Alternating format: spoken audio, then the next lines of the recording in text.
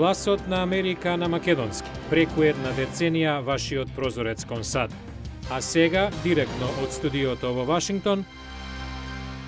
Добро вечер. Го гледате ТВ журналот News Flash на Гласот на Америка на македонски јазик, а јас сум Лилица Китановска. Председателот Обама се подготвува да се обрати пред нацијата во врска со Либија, но пред тоа за нова компликација во нуклеарната криза на Јапонија. Останете со нас. Операторите на јапонската оштетена нуклеарна централа од земјотресот велат дека вода со голема радиоактивност била откриена за прв пат надвор од зградите каде се сместени реакторите. Сега приоритет е да се спречи контаминираната вода да се измеша со водоводниот систем под земјата. Последново откритие е нова компликација за екипите кои работат на поправање на разладните системи на централата откако беа уништени со земјотресот и цунамите пред 2 недели. Водата надвор од зградата на реакторот емитувала радиација 100.000 пати повисока од нормалната. Американскиот председател Барак Обама вечерва ќе му се обрати на американскиот народ во врска со ситуацијата во Либија, додека некои во Конгресот велат дека американските акции таму и нивните цели не се јасни. Администрацијата ја бранеше одлуката воено да интервенира во Либија и да помогне да се спроведе зоната на забрането летање, авторизирана од Обединетите нации. Американскиот секретар за одбрана Роберт Гейтс во недела кажа дека Либија не е од витален интерес за САД, но е дел од регионот што е од витален интерес. Телевизорите, компјутерите, радијата, мобилните телефони, сите овие нешта, кога ќе прекинат да не служат, стануваат електронски отпад, а со тоа и еколошки проблем. Каде со електронската опрема што веќе не работи? За тоа ќе зборуваме о продолжение. Така наречениот и отпад се зголемува како никогаш досега во домовите и канцелариите во САД.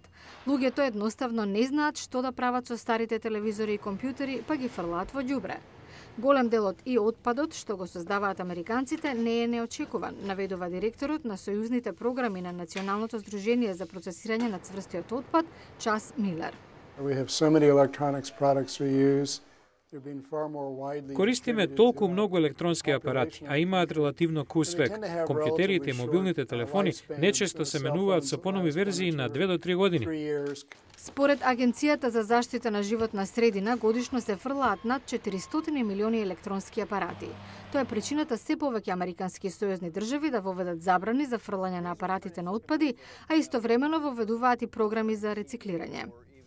Така, веднаш кога старата електроника ќе пристигне во Центарот за рециклирање во Балтимор, сојузната држава Мериленд, таа се расклопува и сортира за повторно употребливи делови. Раководителот на Центарот, Майк Фенон, вели дека и отпадот потоа се продава на компании кои дополнително ја расклопуваат електрониката и користат нејзини компоненти. Во неа има многу вредни метали што може повторно да се употребат наместо да се фрлат на отпади. Во некои случаи дел од тој материјал и не смее да се фрла таму. Овде работниците расклопуваат и консолидираат многу од старата електроника. Според статистиката на Фенон, 20% од и отпадот во САД се рециклира. Пред 13 години износот бил само 6%. Стапката на рециклирање расте кога се повеќе локални заедници забрануваат фрлање на електроника на отпади за да спречат истерување на отровни материјали како олово и жива од апаратите. На многу места се одржуваат и викенд настани каде можете да ја донесете старата електронска опрема и да ја предадете за рециклирање. Годинава неколку сојузни држави како Вермонт, например, поведоа забрана за фрлање на електроника на отпади. На 25 држави имаат таква забрана или пак програми за рециклирање на електрониката. Час Милер коментира, тоа не е доволно. Можеме многу подобро од само 20% стапка на рециклирање. Електрониката треба да ја рециклираме барем исто толку колку и весниците. Американскиот амбасадор во Авганистан објави донација од $5 милиони за изградба на нов музеј во Кабул, каде ќе бидат сместени ново ископани афганистански артефакти, што во моментов се на турнеја по светот, но никогаш не биле изложени во земјата од каде потекнуваат. Археолозите и афганистанските представници високо ја вреднуваат изложбата, но и партнерството со САД како нова ера за афганистанската култура и начин да се обединат афганистанските етнички групи. Следниот извештај е од Кабул. Буда од дрво, деликатни гравури во камен, скулптури стари повеќе од 1500 години, се уште покриени во злато. Стручњаците се надеваат дека оваа изложба во 2 мали простории во Кабулски музеј представува почеток на нешто големо. Роберт Нокс, поранешен кустос за Азија во Британскиот музеј, вели дека никогаш не видел ништо слично. Грандхара се вика целата провинција што на времето било будистичка, но на задната страна гледате прекрасни сликарски дела. Боите се уште се јасни. Примероците датираат од времето меѓу 1-иот и 8-иот век. Има стари пари, предмети од камен, глина, дрво, бронза и керамика. Ова е наследството на афганистанскиот народ и ќе биде употребено да им каже на афганистанците за нив самите. Областа на античкиот пат на свилата близу Кабул е богат со вакви артефакти, но за нивна заштита нема доволно пари. Освен тоа, кинезите понудија таму да изградат рудник за бакар, што е најголема странска инвестиција во Кабул, што не се одбива. Сепак, оптимизмот за откритието е голем.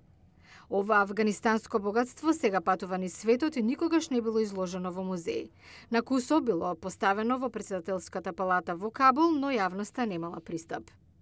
Афганистанската влада вети $2 милиона за нова музејска зграда каде предметите би биле изложени. Американската влада додава $5 милиони. Ова ќе биде 3-годишно партнерство меѓу музеј во САД и овој. Се уште има бунтовништво што треба да се порази, се уште има тероризам што треба да се порази, но секој ден има напредок и овој музеј представува и днината на Афганистан. Да се дојде до Европа по секоја цена е мисла што многумина од Северна Африка ги довела на најужниот остров на Италија. Но гостопримството сега е на голем тест. Утре во Newsflash, Лампедуса, мало остров со многу очајни луѓе. Италијанските староседелци изненадени од поплавата на имигранти.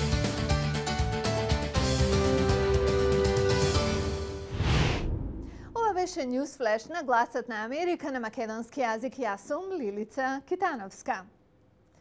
Но ова не е се од нас за денеска. Ние продолжуваме да работиме за вас на нашата веб страница. Адресата е glasnaamerika.com.